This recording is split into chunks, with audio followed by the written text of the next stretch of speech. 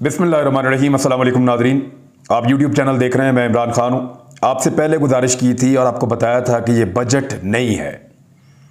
एक तो नामुकम्मल डॉक्यूमेंट इन्होंने पेश किया और उसका इस बजट से कोई ताल्लुक़ नहीं था, सिर्फ लोगों को एक हेर फेर में डाला। नॉर्मली होता यह है कि पाकिस्तान जैसे मुल्क में जब बजट पेश किया जाता है तो दिसंबर में एक मिनी बजट आ जाता है, यानी 6 महीने कम से कम गुजर जाते हैं। एक जैसा भी बजट पेश करेगी हुकूमत लूला लगड़ा, वो 6 महीने कम से कम गुजार जाता है। बहुत बुरे हालात हों तो एक समाही तो गुजार जाता है, 3 महीने गुजार जाता है। लेकिन मौजूदा इंपोर्टेड सरकार ने जो बजट पेश किया वो 2 हफ्ते भी नहीं गुजार पाया। और हमने आपको पहले बताया था, बल्कि जो साबिक हुकूमत गई है उसके वज़रा, चाहे वो हम्माद अज़हर हैं, चाहे वो असद उमर हैं, चाहे वो शौकत तरीन हैं, चाहे वज़ीर आज़म साबिक इमरान खान साहब हैं, चाहे मईशतदान है, वो सारे ये कह रहे थे कि नहीं, ये बजट नहीं हो सकता, ये फ्रॉड है और बजट अभी आएगा। और बजट अब आना शुरू हुआ है। एक बहुत बड़ा हथौड़ा चलाया शहबाज शरीफ ने और गुर्बत मुकाने के नाम के ऊपर चलाया है। सुपर परफॉर्मेंस शहबाज स्पीड की जारी है और उन्होंने 10% सुपर टैक्स लगा दिया है। ये बड़ी सनतों के ऊपर टैक्स लगा है, यानी इससे बहुत बड़े पैमाने पर बेरोजगारी भी आ सकती है, सनतें बंद भी हो सकती हैं। शहबाज शरीफ की ज़ेर सदारत इस्लामाबाद में माशी टीम का इजलास हुआ। उसके बाद शहबाज शरीफ ने ऐलान किया, क्योंकि IMF का बहुत दबाव है, कि बजट से मुताल्लिक हमने अहम फैसले किए हैं जिनका बुनियादी मकसद अवाम को मुश्किल से निकालना है। मईशत दिवालिया होने जा रही थी, जिससे मुल्क अब निकल आएगा। बजट में किए गए ऐलानात के मुताबिक IMF शराइत मंजूर हो चुकी हैं। यकीन है मुश्किल वक्त से निकल आएंगे। एक तो बड़ा अजीबोगरीब ये सिलसिला जारी है कि महंगाई को बढ़ाएं तो कहते हैं मुश्किल फैसले, नए टैक्सेस लगाएं गरीबों के ऊपर और उनकी नौकरियों के दुश्मन हो जाएं तो उसे कहते हैं गुर्बत मुकाओ प्रोग्राम। शहबाज शरीफ ने कहा कि महंगाई पर काबू पाने के लिए जान लड़ा दूंगा, लेकिन महंगाई कम नहीं करूंगा, मुझे तो ऐसा लगता है वैसे, लेकिन सब्ज बाग नहीं दिखाऊंगा। साहिब सरवत अफराद गरीबों की मदद करें। गरीब ने कुर्बानी दी तो मियाँ साहब बेचे ना अपने लंदन के फ्लैट, मियाँ साहब बेचें अपनी सारी प्रॉपर्टी जो आपकी पाकिस्तान से बाहर पड़ी है, अपनी मिलें बेचें और गरीबों के ऊपर पैसा लगा दें। रायवंड वाले महल भी आप बेच दें और गरीबों के ऊपर लगा दें पैसा, क्योंकि आप तो वोट लेकर आते हैं, आपको तो गरीबों की बहुत हमदर्दी है। तो साहिब सरबत लोग गरीबों की मदद करें। गरीब ने कुर्बानी दे दी, अब इसार करने की साहिब हैसियत की बारी है। हम दिन रात मेहनत करेंगे और हचकोले लेती कश्ती को पार लगाएंगे। उन्होंने कहा कि बड़ी सनतों पर 10% सुपर टैक्स, यानी अब गुर्बत मुकाने के लिए हम ये टैक्स कर रहे हैं। यानी कैसा झूठ बोला इन्होंने। इन सनतों में सीमेंट है, यानी सीमेंट की कीमत बढ़ेगी। जब सुपर टैक्स लगेगा तो सीमेंट महंगा हो जाएगा, जो कंस्ट्रक्शन है वो रुक जाएगी। जब रुकेगी तो बेरोजगार कौन होगा? मजदूर, मिस्त्री, छोटे बेचारे काम करने वाले लोग, मजदूर तबके को फर्क पड़ेगा इससे। चीनी गरीब आदमी ज्यादा इस्तेमाल करता है। तेल और गैस क्या गरीब इस्तेमाल नहीं करते? खाद बेचारे किसान इस्तेमाल करते हैं, गरीब किसान। LNG टर्मिनल, अब LNG टर्मिनल जो हैं वो लगाते तो बहुत तगड़े और बड़े लोग हैं, लेकिन वहां से जब LNG महंगी होगी तो वो छोटे छोटे ढाबों पे, होटल पे ये LNG चलती है, लोग घरों में भी इस्तेमाल करते हैं। टेक्सटाइल, पाकिस्तान में सबसे ज्यादा रोजगार टेक्सटाइल के शोबे के अंदर लोगों को मैसर है। अब यहां पे भी अगर टेक्सटाइल इंडस्ट्री बंद हो जाएगी, जो बहुत बूम कर रही थी इमरान खान साहब के दौर में, तो उसका नुकसान भी आम आदमी को होगा। बैंकिंग सेक्टर, उसके ऊपर भी 10%। ऑटोमोबाइल, यानी जो गाड़ियां बन रही हैं, और मेरी इतला के मुताबिक, और ये शौकत तरीन साहब ने भी कहा है कि मोबाइल फोन बनाने वाली और गाड़ियां बनाने वाली जो कंपनीज हैं, उन्होंने अपने ऑपरेशंस पाकिस्तान में बंद कर दिए हैं और वो पाकिस्तान से सब कुछ लपेट लपाट के वापस जा रहे हैं, क्योंकि नई इंपोर्टेड सरकार की पॉलिसीज उनको समझ नहीं आ रही। उनको नहीं पता चल रहा कि ये कौन सी वाली इकोनॉमिक्स है। और उसके बाद जी आ जाए सिगरेट, ये तो अच्छी बात है, सिगरेट तो मैं कहता हूँ 50 रुपए का एक कर दें। फिर स्टील, केमिकल, बेवरेजेस, ये तमाम चीज़ें उसके अंदर शामिल हैं। और भी बहुत सारी चीज़ें हैं जिनके ऊपर शहबाज शरीफ साहब ने टैक्स लगा दिया है, और ये 10% का टैक्स बराह रास्त आम आदमी को इंपैक्ट डालेगा और उसके ऊपर फर्क डालेगा। सुपर टैक्स है क्या? माशी माहिरीन के मुताबिक सुपर टैक्स एक ऐसा टैक्स होता है जो हुकूमतें अपने अखराजात पूरे करने के लिए आमदन पर एक इजाफी टैक्स लगा देती हैं।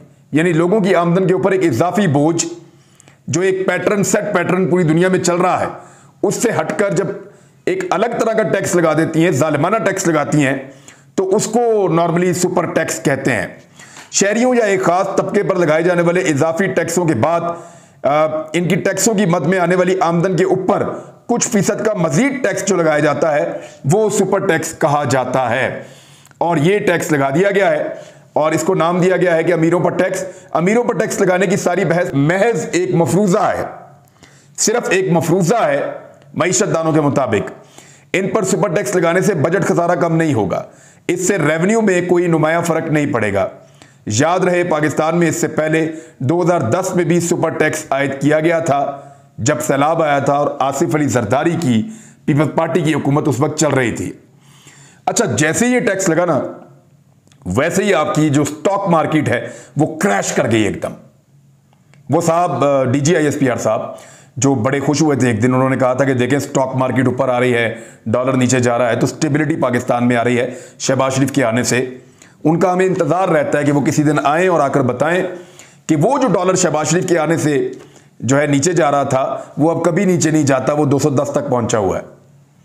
और वो जो मार्केट थी, वो जो चंद लम्हों के लिए ऊपर आई थी, जिसमें प्रेस कॉन्फ्रेंस हुई थी, वो तब से लेकर अब तक लगातार गिरावट का शिकार है। इस पे DGISPR आकर अपनी राय दें, उसका हमें इंतजार रहेगा। और ये कर्ज है DGISPR के ऊपर कि उन्होंने एक पॉलिटिकल स्टेटमेंट देकर एक पॉलिटिकल हुकूमत को सपोर्ट फराहम की थी और दूसरी पॉलिटिकल पार्टी को जो पहले हुकूमत में थी उसको दबा दिया था। तो अब ये कर्ज उनको कभी उतारना पड़ेगा, देखते हैं वो कैसे उतारेंगे। सरमाया निकलने से पाकिस्तान की स्टॉक मार्केट का 100 इंडेक्स अचानक 2063 पॉइंट कम होकर 40,663 की सतह पर आ गया, जिसके सबब सरमायाकारों के अरबों रुपए डूब गए। यानी वजीर आजम पाकिस्तान ने निकलकर प्रेस कॉन्फ्रेंस करना शुरू की, अनाउंस करना शुरू किया और एकदम स्टॉक मार्केट बैठ गई, लोगों के अरबों रुपए डूब गए। इनको किसी चीज का एहसास नहीं है।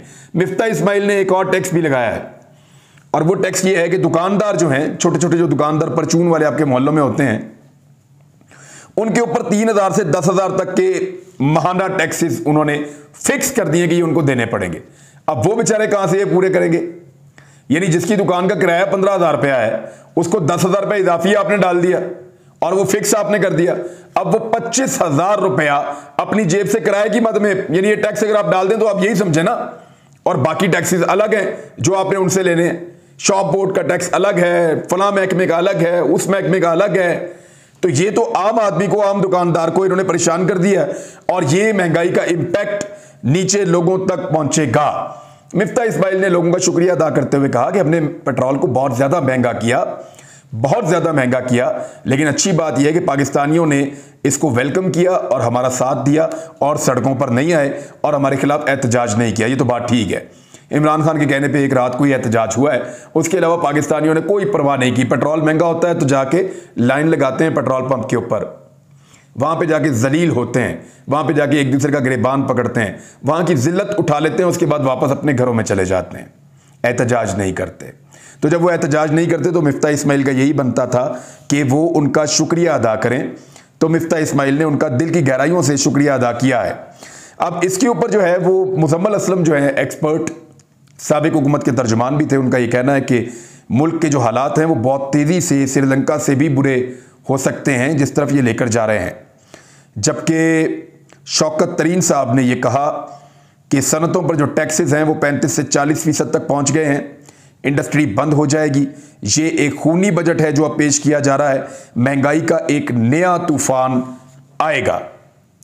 तो शहबाज शरीफ साहब का यह दावा कि सुपर टैक्स गुर्बत को कम करने का टैक्स है, यह बिल्कुल एक झूठा और गलत दावा है। इससे आम आदमी के ऊपर इंपैक्ट पड़ेगा।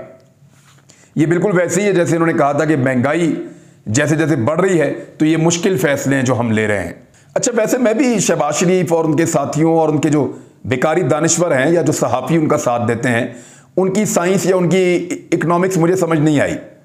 मैं इकोनॉमिक्स पढ़ता रहा हूँ, इसका तालिब इल्म रहा हूँ, मैंने इसके इम्तिहान दिए हैं, लेकिन इस तरह की इकोनॉमिक्स से हमें कभी वाकफियत नहीं हुई जिसके अंदर डॉलर 30 रुपये महंगा हो जाए तो जिम्मेदार इमरान खान होता है और अगर 4 रुपये सस्ता हो जाए तो झंडे कट जाते हैं शहबाज शरीफ साहब के। ये वैसे अजीबोगरीब इकोनॉमिक्स है और इसमें महंगाई में इजाफा हो जाए तो इसको कहा जाता है मुश्किल फैसले, और अगर सुपर टैक्सेस लगाए जाएं तो उनको कहा जाता है गुर्बत कम की जा रही है। मैं आपको किसानों की हालत बता देता हूं मुख्तसरन कि डीएपी की खाद 12,000 रुपये पहले ही हो चुकी है। ये इमरान खान के दौर में जब 9,000 रुपये बिकती थी तो इसके ऊपर बड़ा रोला पड़ा हुआ था पूरे पाकिस्तान के अंदर। ये 12,000 रुपये पहले हो चुकी है और अब जब ये नया सुपर टैक्स लगा है तो ये 15,000 रुपये तक चली जाएगी। याद रखिएगा 14 से 15,000 रुपये तक चली जाएगी, तो किसान को बहुत परेशानी होगी। यूरिया पहले ही नापैद है। पोटाश जो 2,500 रुपये की मिलती थी 16,000 रुपये के अंदर अवेलेबल है इस वक्त, अभी और महंगी हो जाएगी। बिजली और डीजल का रेट आपके सामने है, मजीद महंगा करने जा रहे हैं जुलाई अगस्त तक और लगातार बहुत ज्यादा महंगी हो जाएगी। तो ताजिर और किसान ये बुरी तरह तबाह हो चुके हैं और किसानों के लिए अब जो फसलें लगाना या आबियारी करना या जमीनों को सैराब करना अब कोई इज्जतदार पेशा दिखाई नहीं दे रहा, क्योंकि इसमें तो खर्चे भी पूरे नहीं होंगे और या तो फिर अनाज बहुत महंगा कर दिया जाए, फिर उसका इंपैक्ट पब्लिक के ऊपर आएगा, तो कॉस्ट बहुत ज्यादा बढ़ जाएगी किसान की। अच्छा, ये सारी तबाही फेरने के बाद बड़ी डिटाई के साथ जो आपके इंपोर्टेड वजीर आजम है वो ये कह रहे हैं कि एक रोटी है चारों भाई मिलकर खा लें। कभी आप लोगों ने ऐसा किया है? आप लोगों ने तो कभी ऐसा नहीं किया। एक रोटी को 4 लोगों ने कभी मिलकर नहीं खाया। लेकिन क्योंकि पाकिस्तानियों का आपने मजाक उड़ाना है, कभी आप उनको भिखारी कहते हैं, कभी आप उनको कुछ कहते हैं, चलती फिरती आप एक शर्मिंदगी बन चुके हैं। जहां पे जाते हैं आप मांगना शुरू कर देते हैं। अब चाइना ने पैसा दिया है, चाइना ने जो पैसा दिया है वो 2 अरब और 30 करोड़ डॉलर्स हैं जो पाकिस्तान को मिले हैं, और 90 करोड़ डॉलर जो आने हैं आईएमएफ से वो अभी तक नहीं आए। ये पैसा लाकर ये ज़र मुबादला के ज़खायर को बढ़ाने की कोशिश करेंगे। लेकिन ये कर्ज किन शराइत के ऊपर लिया है, इस सवाल का जवाब इंपोर्टेड सरकार नहीं दे रही, और ये सवाल बार बार पूछा जा रहा है कि वो शराइत आप बताएं जिनके ऊपर आपने चाइना के कमर्शियल बैंकों से 2.3 अरब डॉलर का कमर्शियल कर्जा लिया है। याद रखिएगा, ये चाइना के कमर्शियल बैंकों से कर्जा लिया है 2.3 अरब डॉलर का, और जो कमर्शियल कर्जा है ये ज़र मुबादला के ज़खायर ज्यादा दिखाने के लिए इस्तेमाल करेंगे। अब यह बताना पड़ेगा मिफ्ता इस्माइल को कि इस कर्जे की शराइत क्या है और इन बैंकों को कितना सूद देना पड़ेगा। यहां एक और भी खबर चल रही है और कुछ लोग दावा कर रहे हैं कि मिफ्ता इस्माइल को फारिग करने का फैसला कर लिया गया है। यानी मिफ्ता इस्माइल को जितना जलील करवाना था, जितने मुश्किल फैसले करवाने थे, जितना बेड़ा गर्क पाकिस्तान की इकोनॉमी का करना था, वो सारा कुछ मिफ्ता इस्माइल से करवाने के बाद अभी ये फैसला किया गया कि इस आदमी को फारिग कर दिया जाएगा। लेकिन एस्टेब्लिशमेंट के साथ इस आदमी के बड़े अच्छे ताल्लुकात हैं और मैं जाती तौर पे जानता हूं कि वाकई बहुत अच्छे ताल्लुकात हैं मिफ्ता इस्माइल के। तो हुकूमत अगर इससे जान छुड़ाना भी चाहे तो एस्टेब्लिशमेंट अभी ये नहीं चाह रही। जबकि जो एक स्टेटमेंट है मिफ्ता इस्माइल के बारे में वो अयाज सादिक ने दिया है। उसने कहा कि टीवी पर आते हैं तो लोग घबरा जाते हैं और फिर कुछ ऐसा लगता है कि फिर कुछ बढ़ने लगा है, जैसे बच्चे डाकुओं का नाम सुनकर सहम जाते हैं, ऐसे ही लोग मिफ्ता इस्माइल का नाम सुनकर सहम जाते हैं। ये लोग दरअसल अवाम की बेहिसी और बेबसी का मजाक उड़ा रहे हैं और कुछ नहीं है। अयाज सादिक साहब यानी एक दूसरे का मजाक नहीं उड़ा रहे, एक्चुअली ये पब्लिक का मजाक उड़ा रहे हैं। और यही वो हकीकत है कि जब भी ये कभी आकर प्रेस कॉन्फ्रेंस में या माइक के सामने बैठते हैं तो हमें ऐसे लगता है कि ये पेट्रोल, डीजल, गैस, बिजली, टैक्सेस कुछ ना कुछ बढ़ाने लगे हैं और महंगाई को ज्यादा करने वाले हैं। महंगाई के अंदर 32 अशिया की कीमतों में मजीद इजाफा हो गया पाकिस्तान में, और 28% की हद को भी महंगाई क्रॉस कर गई है, और अब यह पाकिस्तान में एक रिकॉर्ड महंगाई बन चुकी है। ये हालत कर दी PMLN ने पाकिस्तान की, और कह ये रहे हैं कि पाकिस्तान के हालात बेहतर होने के लिए बहुत जरूरी है कि रूस और यूक्रेन की लड़ाई बंद हो जाए। इस पे जो वजीर दिफा है आपके, उन्होंने पूरी कौम से अपील की है कि आप सब मिलकर दुआ करें कि यूक्रेन और रूस की लड़ाई बंद हो जाए ताकि हालात बेहतर हो जाएं और पाकिस्तान को उसका फायदा हो। आसिफ अली जरदारी ने कहा कि पाकिस्तान के अंदर हुकूमत बनाएंगे। आसिफ अली जरदारी ने कहा कि अपना बड़ा शेयर लेंगे और बिलावल को वजीर आज़म बनाने के ख्वाब देख रहे हैं। लेकिन हालत इस वक्त उनकी यह है कि आलमी रैंकिंग के अंदर जो कराची है उसको दुनिया का 5वां बदतरीन शहर करार दे दिया गया है, जहां गुज़िश्ता लगभग 14 साल से पीपल्स पार्टी की हुकूमत है। 14 साल से हुकूमत कर रहे हैं, दुनिया का 5वां बदतरीन शहर करार दे दिया गया है क्राइटेरियाज क्या है? गंदगी, आलूदगी, जराइम, छीना झपटी, लॉलेसनेस, सब्जा ना होना, ग्रीनरी बिल्कुल नहीं है। ये वो सारी चीजें हैं जिनकी बुनियाद पर यह तय किया गया कि कराची दुनिया के बदतरीन शहरों की फहरिस्त में 5वें नंबर पे आ गया है। अब पाकिस्तान को भी क्या दुनिया के बदतरीन मुल्कों की फहरिस्त के अंदर लेकर जाना है? जो आसिफ अली जरदारी को दोबारा पाकिस्तान में हुकूमत चाहिए, और अगर एस्टेब्लिशमेंट ये सोच रही है कि जरदारी साहब को हुकूमत बनाकर देंगे, फिर तो हाथ जोड़ के उनसे माफी मांग लेनी चाहिए कि अल्लाह का वास्ता पाकिस्तान में कुछ इस तरह का तजर्बा मत कीजिएगा कि हमारा कचूमड़ ही निकल जाए पाकिस्तानियों का। खबरें बताने के लिए और भी बहुत कुछ है, लेकिन मैं आपको बाद में बताता हूं। लेकिन इस वीलॉग में जाते जाते बात करेंगे अरसलान खान पे, जो एक सोशल मीडिया एक्टिविस्ट है और साथ ही साथ इन्फ्लुएंसर है, सोशल मीडिया के ऊपर बड़ी आवाज़ उठाते हैं। वो उनके आखिरी दिन के जो 2 ट्वीट्स हैं वो मैंने आपको बता देता हूँ। एक तो ये है कि आइन और कानून की बालादस्ती के लिए उन्होंने एक ट्वीट किया हुआ था, और एक किया हुआ था अली रजा आबदी के वालिद बीमार हैं, उनके लिए O पॉजिटिव ब्लड चाहिए, अस्पताल में दाखिल है, वो भी चाहिए।